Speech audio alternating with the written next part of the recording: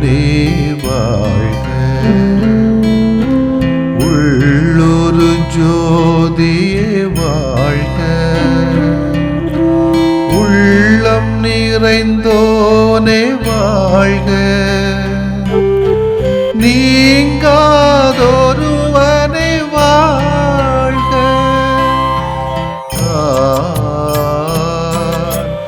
ஒளி பொருந்திய அழியாத ஆன்மா.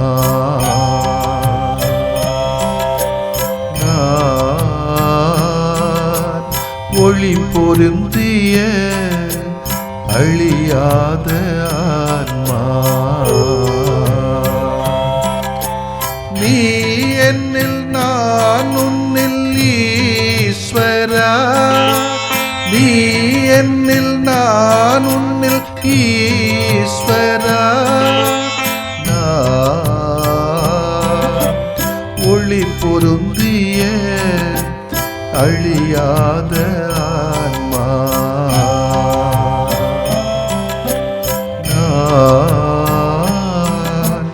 ஒளி பொருந்திய அழியாத ஆன்மா.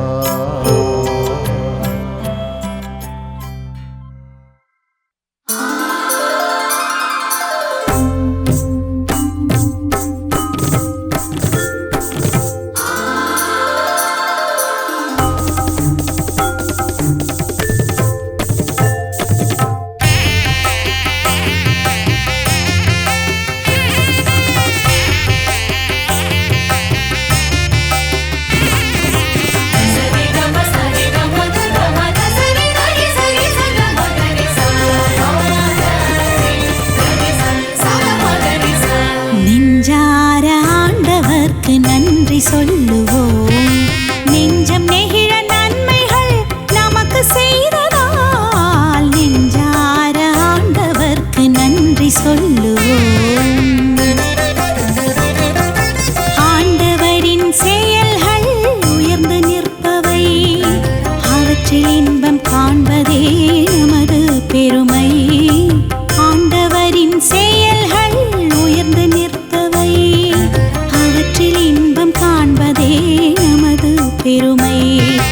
அவர் செய்த நன்மை எல்லாம் மேன்மையானவை.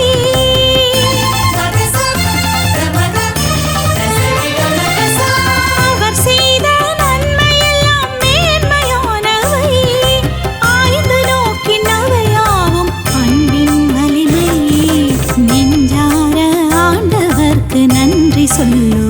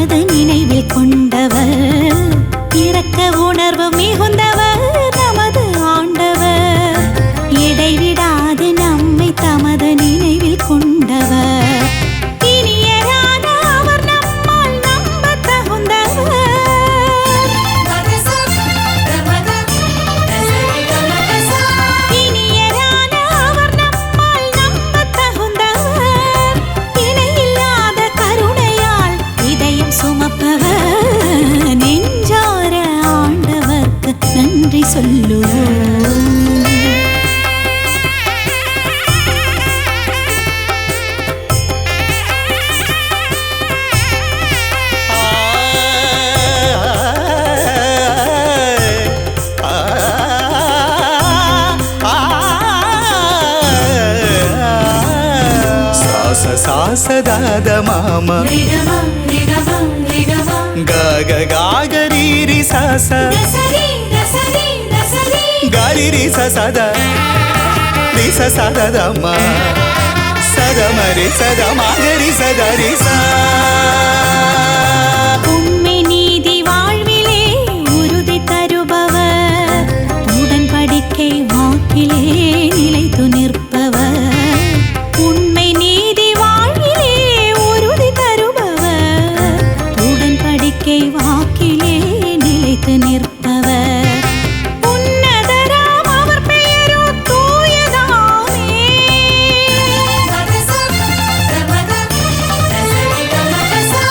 உன்னதராம் அவர் பெயரோ தூயதாமே உள்ள பணிவில் அவர் கொடையோ ஞானமாமே நெஞ்சார ஆண்டவர்க்கு நன்றி சொல்லுவோம் நெஞ்சம் நெகிழ நன்மைகள் நமக்கு செய்ததால் நெஞ்சார ஆண்டவர்க்கு நன்றி சொல்லுவோம்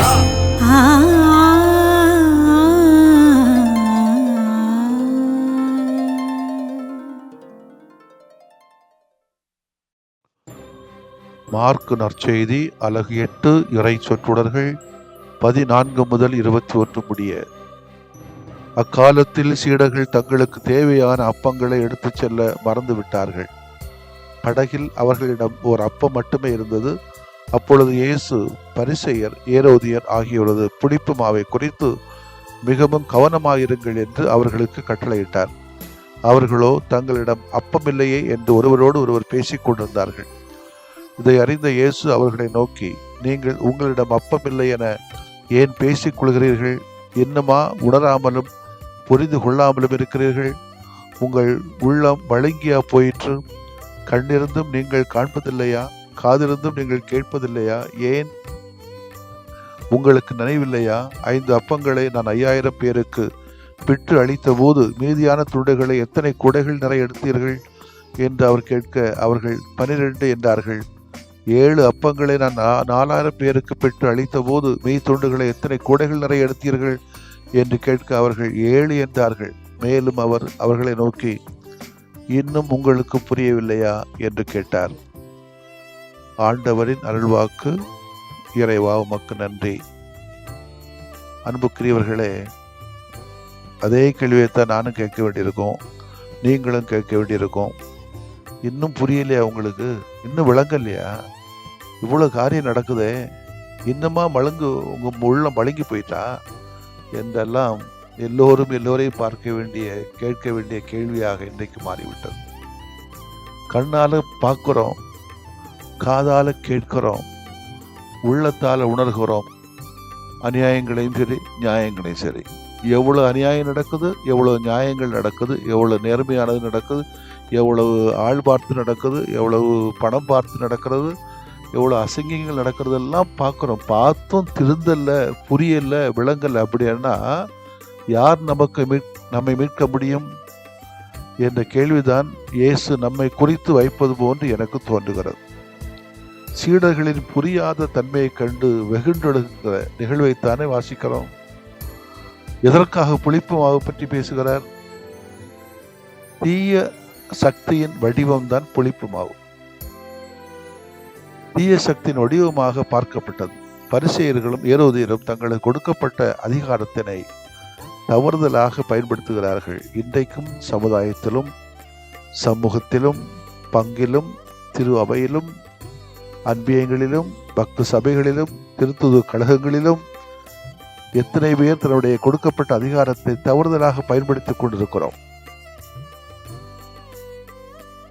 ஏரோது உண்மையை எடுத்துரைக்க முயன்ற திருமுழுக்கு யோவானை கொலை செய்து விடுகிறார். இன்றைக்கு உண்மையை பேச வந்தால் நம்மளை கொலை செய்து விடுகிறாங்க. பரிசேயர்கள் இயேசுவை மேசியாவாக மீட்பு கொடுப்பார் என்று எண்ணி அவரை அரசராக வைத்து அரசியல் செய்ய நினைத்தார்கள். இன்னைக்கு நம்மள நிறைய பேர் தேவையற்றவர்களை எல்லாம் மெசியாவாக ஆட்க வேண்டும் என்று நாம் ஆசைப்படுகிறோம்.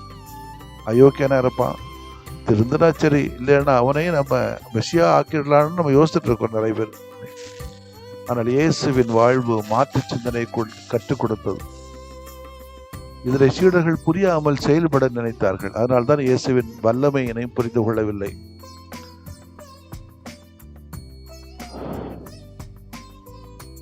நேர்த்தியாக நாம் புரிய வேண்டும் என்று சொன்னால், இந்த இறை வார்த்தையினுடைய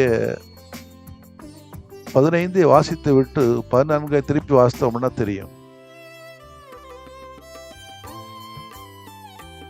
ஏற்கனவே அடையாளம் கேட்டு சோதித்த பரிசேயர்களையும் ஏரோதியர்களையும் குறித்து எச்சரிக்கையாக இருங்கள் என்று தன் பாடத்தை இயேசு கிறிஸ்து கொஞ்சம் கடினமாகவே ஆரம்பிக்கின்ற பொழுது, சீடர்கள் சங்கம் முக்கியமா சாப்பாடு முக்கியமா இந்த விவாதத்தில் வருகின்ற குழந்தையை போல, கடைசியாக குழந்தை என்ன சொல்லும்? பசி சாப்பாடு தானே முக்கியம் அப்படிதான் சொல்லும். அதுபோல அப்பத்தை பற்றி மாறி மாறி கண்களாலும் சாடைகளினாலும் விவாதிக்க ஆரம்பித்து விட்டார்கள். இதை பார்த்து கொண்டிருந்த ஆண்டவர் இன்னும் அதிகமாக எரிச்சலுற்று தன் இதய குமரலை வெளிப்படுத்துகிறார். ஏற்கனவே அப்பம் பழுதலை சொல்லி அவர்களை சாடுகிறார். அவர் செய்த அனைத்து அறிகுறிகளையும் உள்பொருளையும் பரிசேயரும் பொதுமக்களும் புரிந்து கொள்ளாததிலே வியப்பில்லை. ஆனால் சீடர்கள் இவ்வாறு இருந்து அவருக்கு வேதனை அளித்தது. அப்படிதான் நடக்குது. மக்களை பற்றி குறை சொல்றதுக்கு எனக்கு தயக்கம்தான். ஆனா வழிகாட்டுகிற வழிகாட்டிகளே தலைவர்களே சரியில்லைன்னா எப்படி இதை புரிஞ்சுக்கிறது? நம்ம சில பிரச்சனைகளுக்கு மக்கள் காரணமாக இருக்கலாம், ஆனால் பல பிரச்சனைகளுக்கு வழிகாட்டிகளும் தலைவர்களும் தான் காரணமாக இருக்கிறார்கள் என்பது என்னுடைய பார்வை. பல ஏக்கர் கணக்கில் வாழை தோட்டத்தை வைத்தவர் எனக்கு சாப்பிடுறதுக்கு ஒரு வாழை இல்லையே என்று வாழை தோட்டத்திற்குள் நின்று கொண்டு அழுது புலம்புவதை போன்றிருக்கிறது. இன்று நாமும் நமது வாழ்வில் எத்தனையோ அற்புதங்களையும் அதிசயங்களையும் பார்த்து கொண்டிருக்கிறோம். ஆயினும் ஒரு சிறு பிரச்சனை வந்தாலே உடனடியாக கிறிஸ்துவை அறியாதவர்கள் போல புலம்பி தவிக்கிறோம்.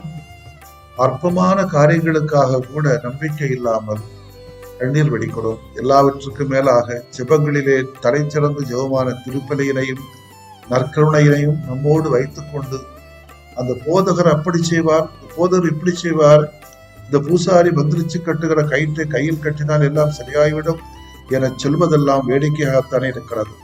இதையெல்லாம் பார்க்கிற நம் ஆண்டவர் தினமும் குமரிக்கொண்டுதான் இருப்பார். நீதி துண்டுகளை எத்தனை கோடி நிறைய எடுத்தீர்கள் என்பது அவர் நாம் விரும்புவதற்கும் கேட்பதற்கும் மிகுதியாக மீதி இருக்கும் அளவுக்கு செய்வார் என்பதை குறிக்கிறது. வழங்கி போய்விட வேண்டாம். ஆமென். மன்றாடுவோமாக. ஆண்டவராக இயேசுவை போற்றுகிறோம். எங்களிடம் இல்லாததை பற்றி கவலைப்பட்டுக் கொண்டிராமல் இருப்பவற்றுக்காக நன்றி செலுத்தவும், இருப்பவற்றை கொண்டு பெரிய செயல்களை ஆற்ற உமது அருளையும் எங்களுக்கு தாரும். ஆண்டவரே, ஆமென்.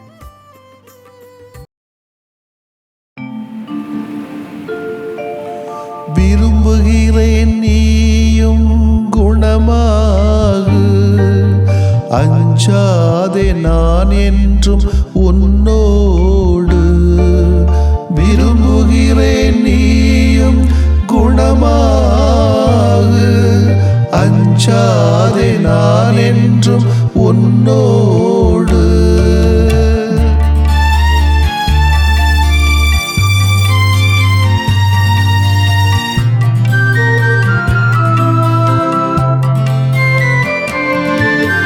அலையலையாய் துன்பம் வந்த போதிலும் அரவணைத்து காக்கும் எங்கள் அன்பு தெய்வமே. அலையலையாய் துன்பம் வந்த போதிலும் அரவணைத்து காக்கும் எங்கள் அன்பு தெய்வமே.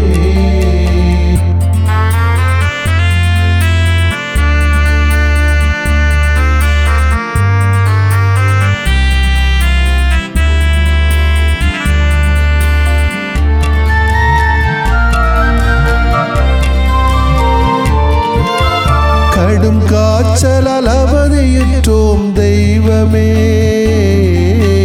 உடல் வலியால் நொந்து போனோம் தெய்வமே. கேட்கும் குரல் கேட்ட மக்கு நலம் தாருமே, கேட்கும் குரல் கேட்ட மக்கு நலம் தாருமே. அலையலையாய் துன்பம் வந்த போதிலும் அரவணைத்து காக்கும் எங்கள் அன்பு தெய்வமே.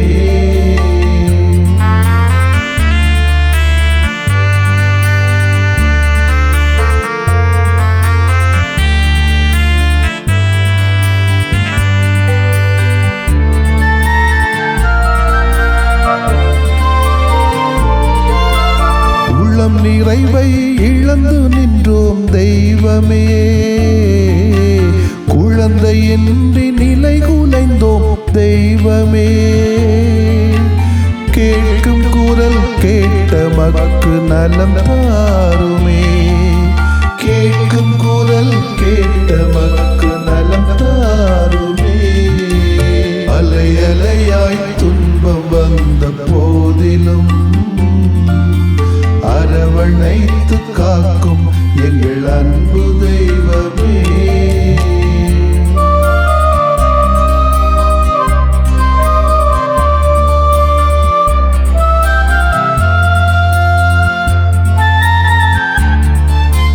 குடிபோதையில் பேதையானும் தெய்வமே, குடும்ப மகிழ்வை குலைத்து விட்டோம் தெய்வமே, கேட்கும் குரல் கேட்ட மக்கு நலம் தாருமே, கேட்கும் குரல் கேட்ட மக்கு நலம் தாருமே. அலை அலையாய் துன்பம் வந்த போதிலும் அரவணைத்து காக்கும் எங்கள் அன்பு தெய்வமே.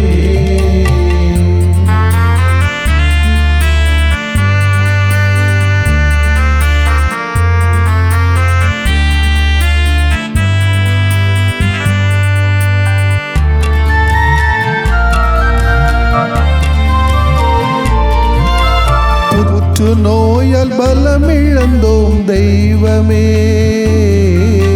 தொற்று நோயால் நிம்மதி இழந்தோம் தெய்வமே, கேட்கும் குரல் கேட்ட மக்கு நலம் தாருமே, கேட்கும் குரல் கேட்ட மக்கு நலம் தாருமே. அலை அலையாய் துன்பம் வந்த போதிலும் அரவணைத்து காக்கும் எங்கள் அன்பு தெய்வமே. அலை அலையாய் துன்பம் வந்த போதிலும் அரவணைத்து காக்கும் எங்கள் அன்பு தெய்வமே.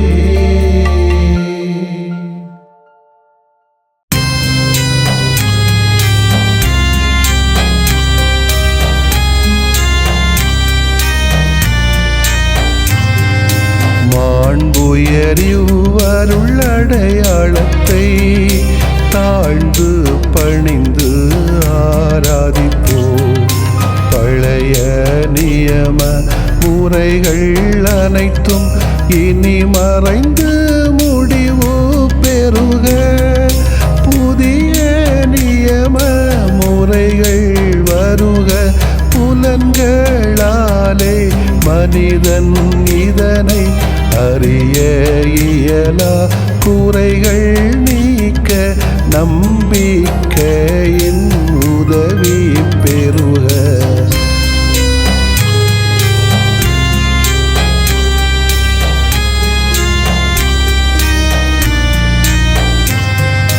தந்தை அவர்க்கும் மகன் அவர்க்கும் புகழ்ச்சியோடு வெற்றியாக்கும். மீட்பின் பெருமை மாட்சிமையோடு வலிமை வாழ்த்து யாவுமாக. இருவரிடமாய் வருகின்றவராம் தூய ஆவியானவர்க்கும் அளவில்லாத சமப்புகழ்ச்சி என்றுமே உண்டாகுக. ஆமென்.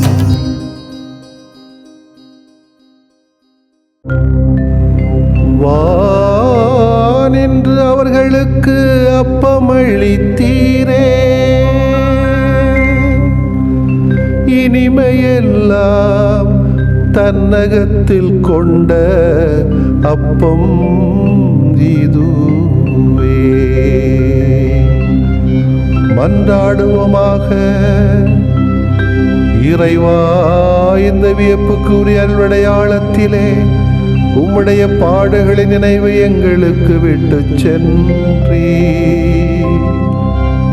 உம் திருவுடல் திருரத்தமாகியவற்றின் தூய மறைபொருளை வணங்கும் நாங்கள் உமது மீட்பின் பயனை இடைவிடாமல் துய்த்து உணர்ந்து மகிழ அருள்வீராக.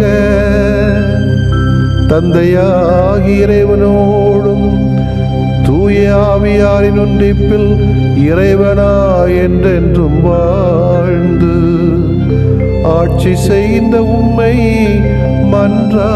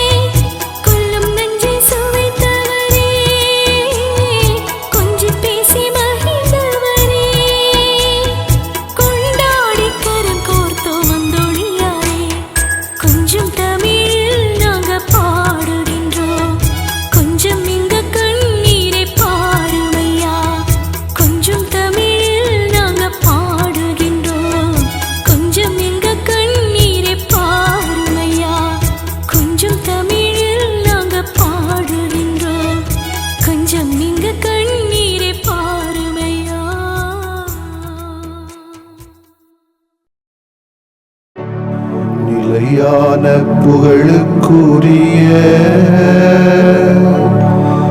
தூய இறை நன்மைக்கு எல்லா காலமும்